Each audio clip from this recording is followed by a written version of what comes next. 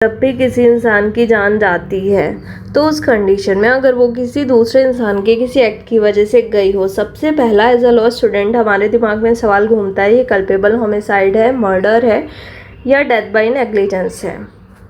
और ये हमारे लॉ स्कूल की सबसे बड़ी कन्फ्यूज़न होती है और आज इस कन्फ्यूज़न को हम हमेशा के लिए दूर करने वाले हैं, क्योंकि बात होने वाली है कंसेप्ट्स की।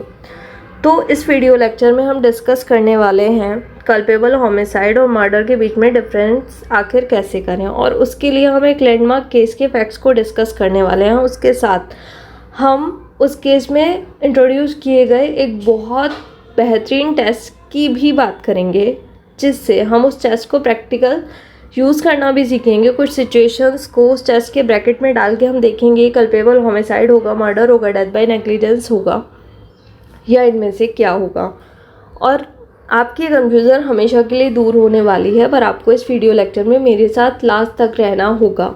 और इस वीडियो लेक्चर को स्टार्ट करने से पहले मैं प्रिज्यूम कर रही हूँ कि आपको कल्पेबल होमिसाइड क्या होता है, मर्डर क्या होता है और डेथ बाय नेग्लिजेंस क्या होती है उसकी बेसिक नॉलेज है, और उसके साथ आपको इसकी डेफिनेशन के बारे में पता है। और अगर नहीं पता तो कल्पेबल होमिसाइड और मर्डर के रिलेटेड एक डिटेल वीडियो मैं ऑलरेडी बना चुकी हूँ। आप पहले उस वीडियो से अपने कंसेप्ट क्लियर कीजिए, उसके बाद आपके लिए ये वीडियो बेनिफिशियल होने वाली है। सो चलिए स्टार्ट करते हैं और लॉ स्कूल की सबसे बड़ी कन्फ्यूज़न को आज दूर करते हैं। Welcome and welcome back you all to law with flow. आज हम बात कर रहे हैं कल्पेबल होमिसाइड और मर्डर में डिफरेंस क्रिएट करने वाले टेस्ट के बारे में। इस केस में भी एक इंसान की दूसरे इंसान की किसी एक्ट की वजह से जान गई थी, और ये फेमस केस है state of Andhra Pradesh versus R Punayya and others 1977 का ये केस है। इस केस के फैक्ट्स हैं 3 मेजर कम्युनिटीज़ में पॉलिटिकल स्प्लिट थी, जिसकी वजह से एक इंसान की जान गई। अब हमें पता लगाना है वो कल्पेबल होमिसाइड की वजह से उसकी जान गई या फिर मर्डर की वजह से उस इंसान की जान गई। इस केस में जो बेंच थी वो थी 2 जजेस बेंच, जिसमें फर्स्ट थे जस्टिस रंजीत सिंह सरकारिया और सेकंड थे जस्टिस सैयद मुर्तज़ा फजल अली। और इन 2 जजेस ने ही उस टेस्ट को ड्राइव किया था, जिससे हमारे लिए ये बहुत इजी बन गया कि कल्पेबल होमिसाइड और मर्डर को हम आराम से उस टेस्ट के ब्रैकेट में रख के किसी भी सिचुएशन को डिसाइड कर सकें। तो इस केस के फैक्ट्स हैं 3 मेजर कम्युनिटीज़ में पॉलिटिकल स्प्लिट थी आंध्र प्रदेश के रोमे चेरेला विलेज में। पहली कम्युनिटी है रेड्डी कम्युनिटी, जिसके लीडर चोपा रापू सुब्बा रेड्डी जो एक पॉलिटिकल फिगर थे। दूसरी कम्युनिटी है कामास कम्युनिटी, जिसके लीडर रया वरप्पू पुनाया जो इस केस में मेन एक्यूज हैं, क्योंकि हम इस केस को ही जानते हैं आर पुनाया के नाम से। तीसरी कम्युनिटी भट्टराजू कम्युनिटी, जिसके लीडर थे सरिकोंडा कोट्टम राजू, जिनकी यहाँ जान गई है। तो चलिए देखते हैं कि इसके फैक्ट्स डिटेल में। तो 23 जुलाई 1968 को जो डिसीज पर्सन है भट्टराजू कम्युनिटी का लीडर सरिकोंडा कोट्टम राजू, वो ने कराईकल जाने वाली बस में बैठता है और उसके साथ 2 पर्सन और बैठते हैं। अब उसका पीछा करते हुए उसी बस में उसी पॉइंट से एक्यूज पर्सन जो कामा कम्युनिटी का लीडर आर पुनाया बैठता है, और एक्यूज अपने साथ 4 लोगों को और लेके उस बस में बैठता है। अब उस बस से उतरने के लिए जैसे ही डिसीज पर्सन आता है, क्योंकि उस डिसीज पर्सन को उस बस से उतर के पुलिस स्टेशन में जाना था, उसके पीछे पीछे एक्यूज पर्सन भी उन 4 लोगों के साथ उस बस से उतरता है। अब जैसे ही डिसीज पर्सन उस बस से उतरता है, साथ में एक्यूज पर्सन भी उस बस से उतरता है और डिसीज का पीछा करने लगता है। अब आगे डिसीज पर्सन प्लस उसके साथ जो 2 लोग बस में चढ़े थे, उसके पीछे एक्यूज पर्सन प्लस उसके साथ जो 4 लोग बस में चढ़े थे। स्टेशन जाने वाले रास्ते की तरफ जैसे ही सरिकोंडा कोट्टम राजू आगे बढ़ता है, उसके पीछे आर पुनाया अपने लोगों को लेके पहुंचता है, और पुलिस स्टेशन जाने से पहले ही सरिकोंडा कोट्टम राजू को एक्यूज और उसके साथ 4 लोग घेर कर बहुत बुरी तरह मारते हैं। लाठी डंडों से उसको इतनी बुरी तरह मारा जाता है कि उसकी बॉडी में बहुत सारी इंजरीज होती हैं।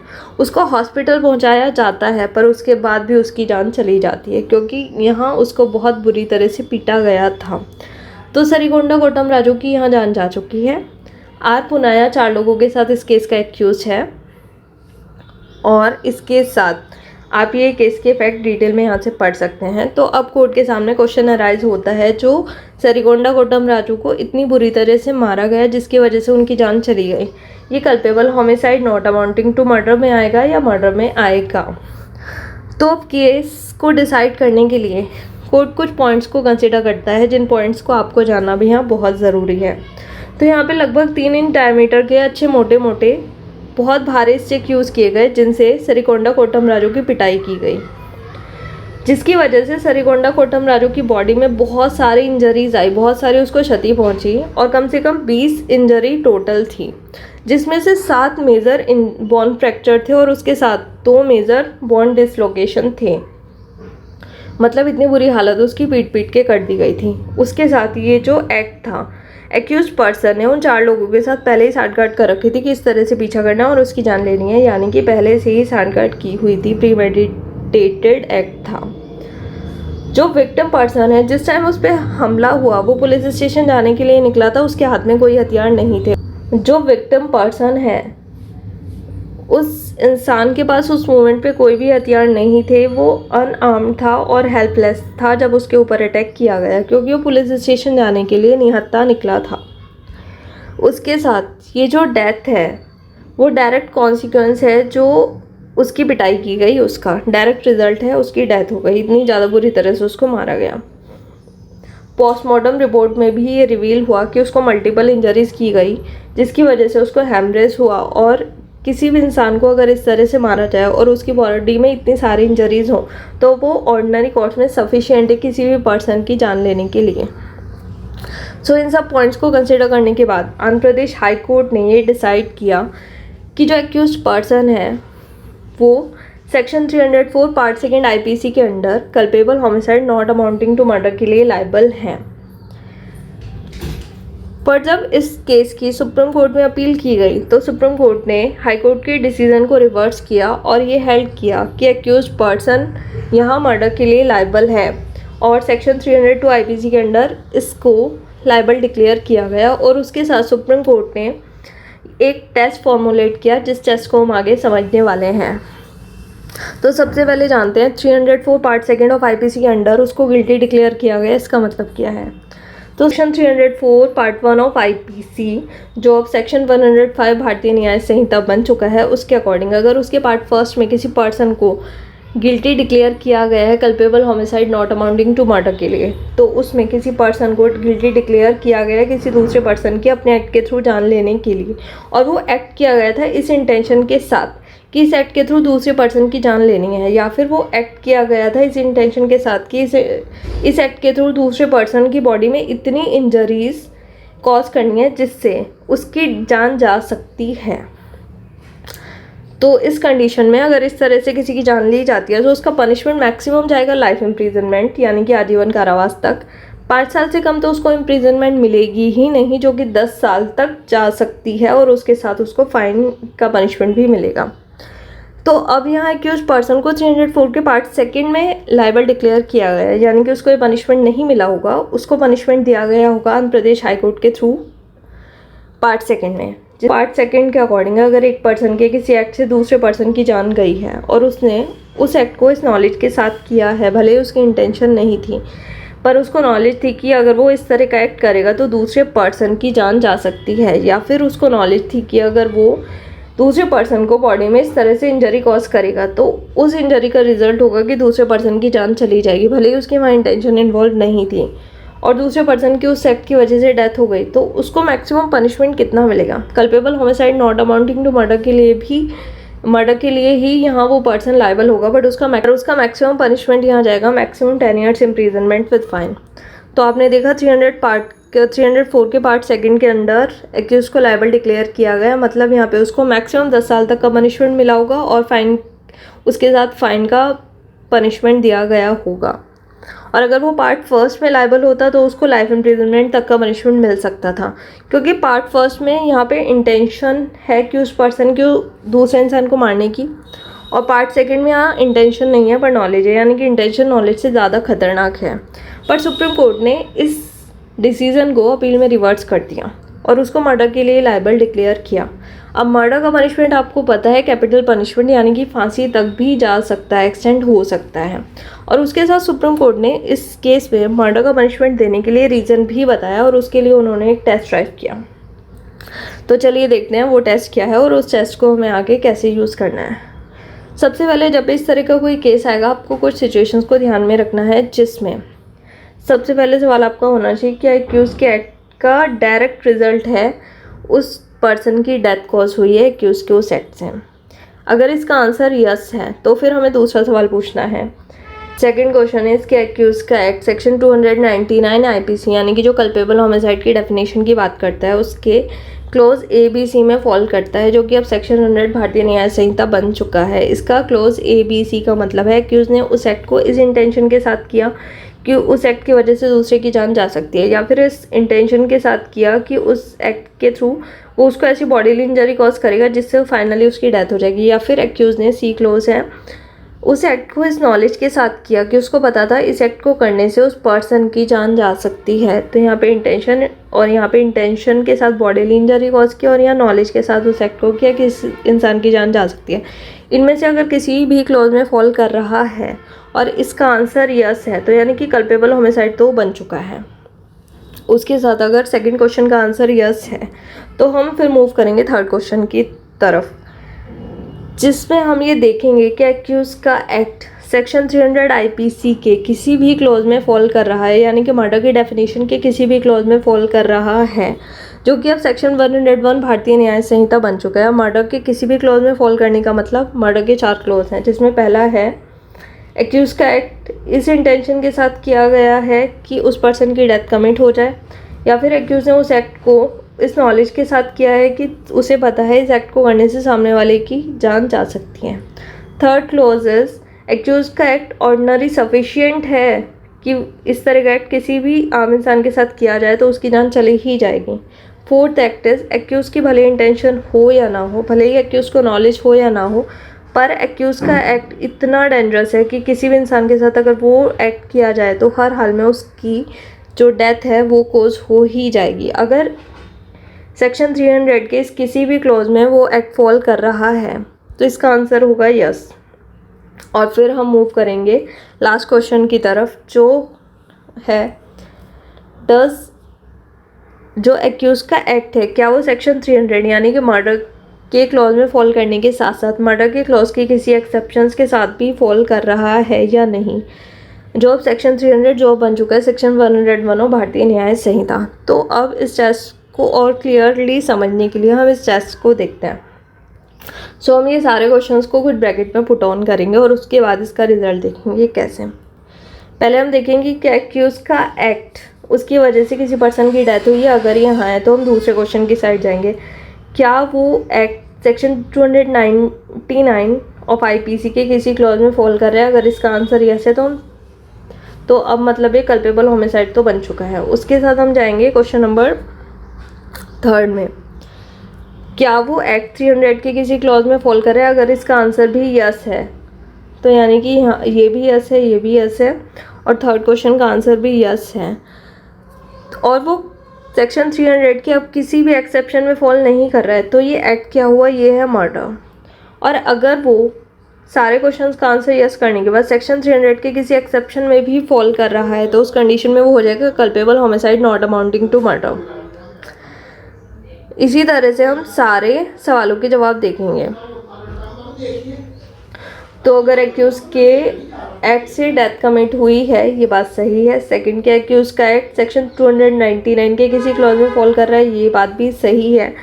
अब एक्यूज़ का एक्ट सेक्शन 300 के किसी क्लॉज में फॉल कर ही नहीं रहा है तो ये मर्डर नहीं हुआ, ये भी यस है, ये भी यस है, यानी कि ये सब कल्पेबल होमिसाइड हुआ। तो इसका रिजल्ट क्या होगा, culpable homicide not amounting to murder. अब इसके साथ हम ये देखेंगे culpable homicide not amounting to murder में भी क्या एक्यूज़ के एक्ट की वजह से डेथ हुई है। हाँ, एक्यूज के एक्ट की वजह से डेथ हुई है वो 299 के किसी क्लॉज में फॉल कर रहा है, पर 299 में भी 3 क्लॉज है। एक्यूज ने इस इंटेंशन के साथ डेथ की है या फिर एक्यूज ने नॉलेज के साथ डेथ किया। अब इंटेंशन के साथ डेथ की है और 300 के किसी क्लॉज में वो फॉल नहीं कर रहा है, तो उसका रिजल्ट क्या होगा? एक्यूज ने culpable homicide not amounting to murder तो कमिट किया है, पर इंटेंशन यहाँ पे इन्वॉल्व है, तो यानी कि पार्ट फर्स्ट ऑफ सेक्शन 105 या फिर 304 के पार्ट फर्स्ट में एक्यूज लायबल होगा, जिसकी पनिशमेंट मैक्सिमम लाइफ इम्प्रिजनमेंट तक जा सकती है। और अगर उस पर्सन ने नॉलेज के साथ डेथ कमिट की होगी तो उसका punishment maximum part second section 105 के अकॉर्डिंग मैक्सिमम 10 ईयर्स तक जा सकता है। और उसके साथ हम देखेंगे क्या एक्यूज के एक्ट की वजह से किसी पर्सन की डेथ कमिट हुई है। हाँ, क्या एक्यूज का एक्ट सेक्शन 299 के किसी कॉलम में फॉल करना है, मतलब क्या एक्यूज की इंटेंशन थी डेथ कमिट करने की? नहीं। क्या एक्यूज की इंटेंशन थी बॉडीली इंजरी कमिट करने की जिसकी वजह से डेथ हो जाए? नहीं। क्या एक्यूज ने वो एक्ट नॉलेज के साथ किया है कि उसको पता तो वो ऐसा करेगा तो किसी की जान चली जाएगी? नहीं। तो अगर ये सारी चीज़ें नहीं है तो उस कंडीशन में जो एक्यूज का एक्ट था वो डेथ बाय नेग्लिजेंस में फॉल करेगा, जिसका मैक्सिमम पनिशमेंट 2 ईयर्स तक है विद फाइन। तो इस तरह से एग्जैक्ट रिजल्ट क्या होगा, उस रिजल्ट को जानने के लिए हम इस टेस्ट को अप्लाई करेंगे। हो सकता है अभी आपको इस टेस्ट को यूज़ करने में थोड़ी कन्फ्यूज़न हो, तो इस कन्फ्यूज़न को और अच्छे से दूर करने के लिए हम इस टेस्ट का प्रैक्टिकल यूज़ अभी करके देखेंगे कुछ सिचुएशंस के साथ। चलिए देखते हैं। तो हमारा फर्स्ट प्रॉब्लम इज़, एक इंसान ने अपनी वाइफ को हिट किया और उसकी वजह से उसकी वाइफ बेहोश हो गई। अब उसको लगा कि उसकी वाइफ मर चुकी है। अब उसको मरा हुआ समझ के उसने अपनी वाइफ को एक रस्सी से टांग दिया। वो ये दिखाना चाह रहा था कि उसने अपनी वाइफ को नहीं मारा बल्कि उसने खुदकुशी की है, इसलिए उसने अपनी वाइफ को एक रस्सी से टांग दिया। और रस्सी से टांगने के बाद सफोकेशन की वजह से उसकी वाइफ जो बेहोश हुई थी और उसने गलती से उसको मरा हुआ समझ लिया था, सफोकेशन की वजह से अल्टीमेटली उसकी डेथ हो गई। तो अब यहाँ सवाल उठते हैं कल्पेबल होमिसाइड होगा या मर्डर होगा। तो हम इस टेस्ट का यूज़ करके इस सिचुएशन में देखेंगे कल्पेबल होमिसाइड होगा या मर्डर होगा। तो यहाँ फर्स्ट प्रैक्टिकल प्रॉब्लम को हम इस टेस्ट के ब्रैकेट में रख के देखेंगे। यहाँ पे एक्यूज पर्सन कल्पेबल होमिसाइड के लिए, मर्डर के लिए, डेथ बाय नेग्लिजेंस के लिए या किस ऑफेंस के लिए लायबल होगा। सो सबसे पहला सवाल, क्या एक्यूज के एक्ट की वजह से उसकी वाइफ की डेथ हुई है? तो इसका आंसर यस है, क्योंकि एक्यूज ने अपनी वाइफ को हर्ट करने के इंटेंशन से हिट किया पर वो बेहोश हो गई और बेहोश वाइफ को मरी हुई समझ के एक्यूज ने उसको फंदे से लटका दिया, जिससे ये शो हो सके कि उसकी वाइफ ने सुसाइड किया है। और उस फंदे पर लटकाने की वजह से, सफोकेशन की वजह से उसकी वाइफ की डेथ हो गई। तो अल्टीमेटली एक्यूज के एक्ट की वजह से उसकी वाइफ की डेथ हुई है। अब हम प्रोसीड करेंगे नेक्स्ट क्वेश्चन। क्या एक्यूज का एक्ट सेक्शन 299 आईपीसी या सेक्शन 100 ऑफ भारतीय न्याय संहिता के किसी कॉलम में फॉल करता है? कॉलम मतलब ABC क्लोज में फॉल करता है या नहीं? तो सेक्शन 299 का फर्स्ट क्लोज है, क्या एक्यूज का एक्ट इस इंटेंशन के साथ किया गया था कि उसकी वाइफ की डेथ हो सकती है? क्या एक्यूज ने एक्ट इस इंटेंशन से किया था कि अपनी वाइफ को कोई ऐसी बॉडीली इंजरी कॉज करनी है जिससे अल्टीमेटली उसकी डेथ हो जाए? क्या एक्यूज ने एक्ट इस नॉलेज के साथ किया था कि उसके एक्ट की वजह से उसकी वाइफ की डेथ हो जाए? उसको ये नॉलेज थी एक्ट को करते हुए? तो ऐसा नहीं है कि उसने अपनी वाइफ की डेथ कॉज करने की इंटेंशन से उसको हिट नहीं किया था। एक्यूज ने अपनी वाइफ को बॉडीली इंजरी कॉज करने की इंटेंशन से हिट किया था, पर वो बॉडीली इंजरी ऐसी कॉज नहीं करना चाहता था जिससे उसकी डेथ हो जाए। थर्ड क्लोजेस की एक्यूज को नॉलेज थी कि उसके एक्ट की वजह से उसकी वाइफ की डेथ हो जाएगी। जब उसने अपनी वाइफ को फांसी के फंदे से लटकाया, उस मोमेंट पे वो अपनी वाइफ को मरा हुआ समझ रहा था और अपनी मरी हुई वाइफ को उसने अपने अकॉर्डिंग फांसी के फंदे से लटकाया।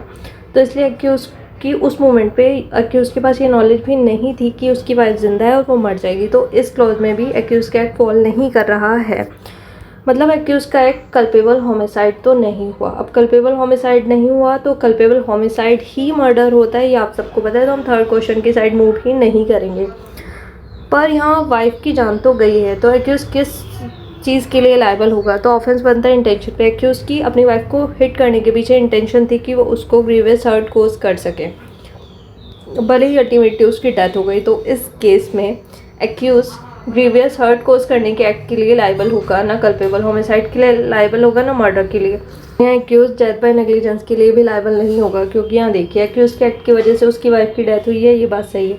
क्या एक्यूज को उस एक्ट को करते हुए उसकी इंटेंशन थी डेथ कोज करने की? नहीं। उसके पास नॉलेज थी कि उसके एक्ट से डेथ हो जाएगी? नहीं, क्योंकि जब वो अपनी वाइफ को फांसी के फंदे से लटका रहा था तब वो उसको मरी हुई समझ रहा था, तो उसको नॉलेज नहीं थी कि उसकी वाइफ की अल्टीमेटली डेथ कोज हो जाएगी। तो ये डेथ बाई नेग्लिजेंस में भी फॉल नहीं कर रहा है। इंटेंशन की बात करें तो एक्यूज की इंटेंशन थी अपनी वाइफ को ग्रीवियस हर्ट कोज करने की, और इसी इंटेंशन के साथ उसने अपनी वाइफ को हिट किया था। तो फर्स्ट क्वेश्चन में हमारा होगा एक्यूज को लायबल डिक्लेयर किया गया ग्रीवियस हर्ट कोज करने के लिए। तो यहाँ ये ना कल्पेबल होमिसाइड के लिए लायबल होगा, ना मर्डर के लिए, ना डेथ बाय नेग्लिजेंस के लिए, बल्कि ऑफेंस बना है डेथ बाय ग्रीवियस हर्ट। तो इस तरह से हम इस टेस्ट का यूज़ करके आगे की प्रॉब्लम को भी सॉल्व करेंगे और ये आपके लिए बहुत हेल्पफुल होने वाली है। अब हम सेकंड सिचुएशन को देखते हैं। इस प्रैक्टिकल प्रॉब्लम में एक पर्सन को एक सांप ने काट लिया जिसकी वजह से वो बेहोश हो गया। अब उसको मरा हुआ समझ के उसको कुछ लोगों ने पानी में बहा दिया। अब पानी में उसको तैरना नहीं आता था, उसका जहर तो निकल गया पर डूबने की वजह से उसकी जान चली गई। तो ये कल्पेबल होमिसाइड होगा या मर्डर होगा या इनमें से कुछ भी नहीं होगा? तो सेम क्वेश्चन इसमें हम देखेंगे। एक्यूज के एक्ट की वजह से पर्सन की डेथ कमिट हुई है, हाँ, क्योंकि उन्होंने उसको पानी में बहने के लिए छोड़ दिया। नेक्स्ट क्वेश्चन इज क्या एक्यूज का एक्ट 299 के किसी कॉलम में फॉल करता है? तो यहाँ भी सेम वही टेक्निक अप्लाई होगी। इंटेंशन नहीं थी उनकी डेथ कॉज करने की, उनकी इंटेंशन ऐसी नहीं थी कि डिसीज पर्सन को कोई बॉडीली इंजरी कॉज की जाए जिसकी वजह से उसकी डेथ हो जाए, पर हाँ उन्होंने यहाँ नेग्लिजेंटली एक्ट किया। उन्होंने ये नहीं देखा कि जिसको सांप ने काटा है वो अभी मरा नहीं है और उसको मरा हुआ समझ के पानी में बहा दिया, यानी कि उनकी नेग्लिजेंस को नॉलेज कंसिडर किया जाएगा और ये नॉलेज वाले कॉलम में फॉल करेगा।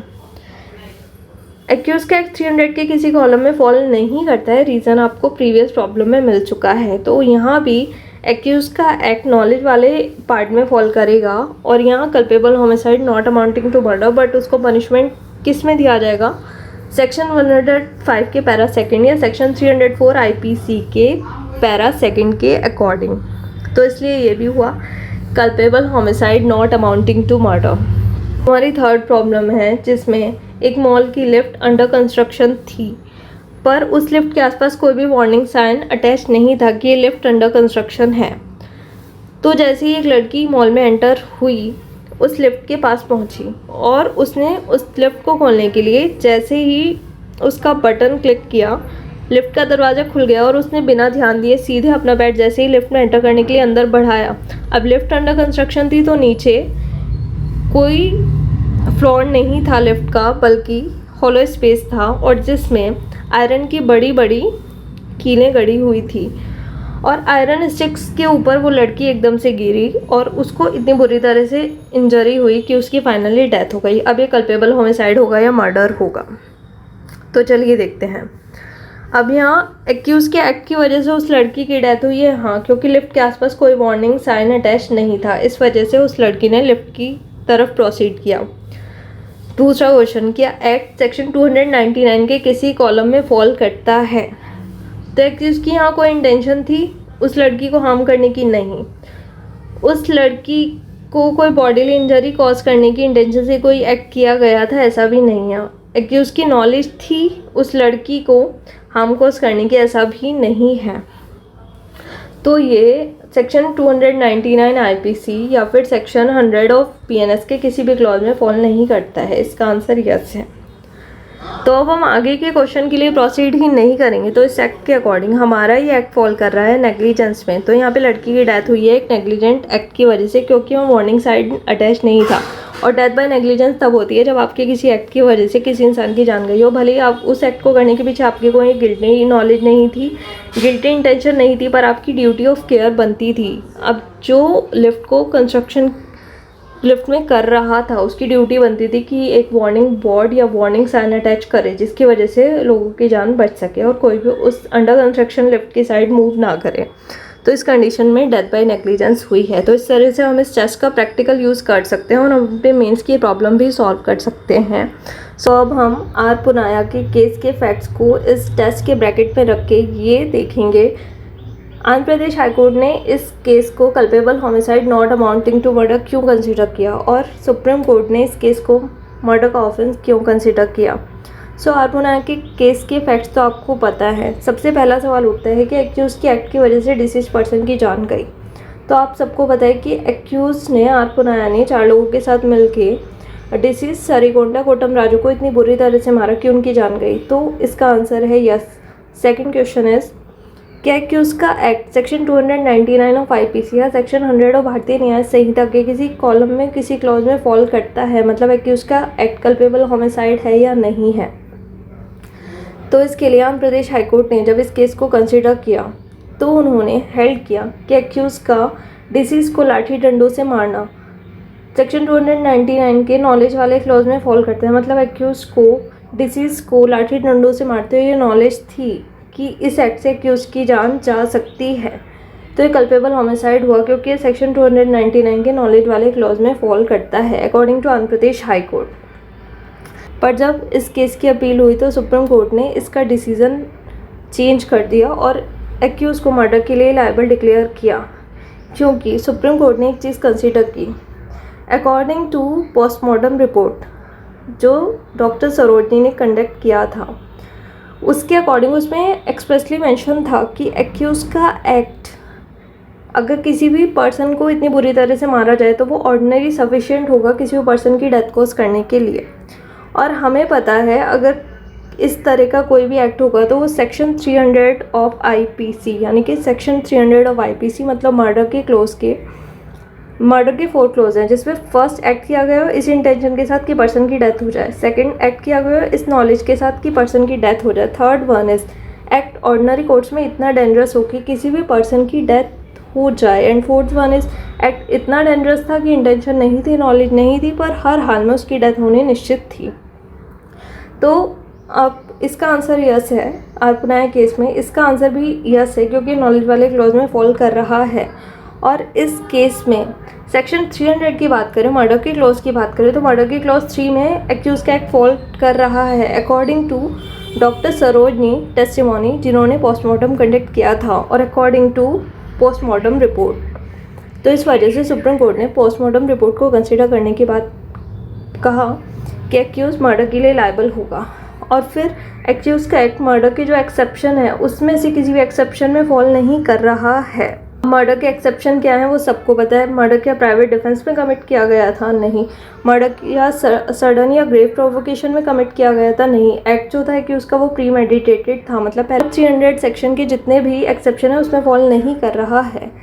तो इसलिए आर पुनाया का केस मर्डर के ऑफेंस में फॉल कर रहा है क्योंकि एक्यूज़ के एक्ट की वजह से डिसीज पर्सन की जान गई। एक्यूज़ का एक्ट सेक्शन 299 के क्लॉज में फॉल कर रहा है तो कल्पेबल होमिसाइड हुआ।